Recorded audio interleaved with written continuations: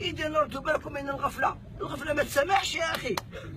تو الموند بورت دي مونتر مي تو الموند ينيور لا فالور دو طون ولا لا؟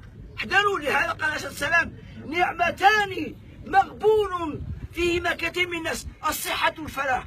دو غروند فالور لو طون اي لا سونتي.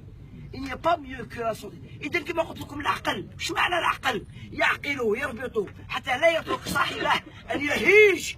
لا غنى كالعقل، ولا فقر كالجهل، ولا ميرة كالأدب، ولا مظاهرة كالمشاورة. Il n'y a pas de richesse comme la conscience. Il n'y a pas de pauvreté comme l'ignorance. Il n'y a pas d'héritage comme l'éducation. Et il n'y a pas de conférence comme une entente collaborée et concertée. Rappelez واش يقول. Science sans conscience n'est que ruine de l'âme. Vous avez une science, mais où est votre conscience? أنا أخذوا منا يا إخوتي، أخذوا من قرطبة. نعم نحن أغنياء، ولهذا قال عز وجل ولا تهنوا ولا تحزنوا وأنتم الأعلون إن كنتم مؤمنين. Pas d'ignominie, pas de bassesse. Vous êtes les plus hauts, les plus forts. Vous vivrez une vie paisible si vous appliquez les critères du Créateur. Si c'est le conditionnel. هذا الشرط إن نحن امتثلنا أمر الله. بلال الحبشي c'était un esclave éthiopien. Il est devenu maître et orateur. بما الإسلام. الإسلام كما قال صلى الله عليه وسلم الإسلام نظيف فتنظفوا ولا يدخل الجنة إلا نظيف. L'islam est propre. Soyez propre. Nul ne pénètre le paradis comme propre. La propreté côté spirituel. سمحوا لي في واحد خرجت للخارج قلت لهم vous avez le matériel؟ قالوا لي oui. قلت لي malheureusement vous avez perdu le spirituel.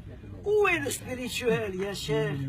نعم ببادي الصور وصل هكذا. أشار إلى العقل يا إخوتي ماشي لهذا. اليوم راك مكستم غدوة راك مكفن. Aujourd'hui tu es costumé, demain enseveli.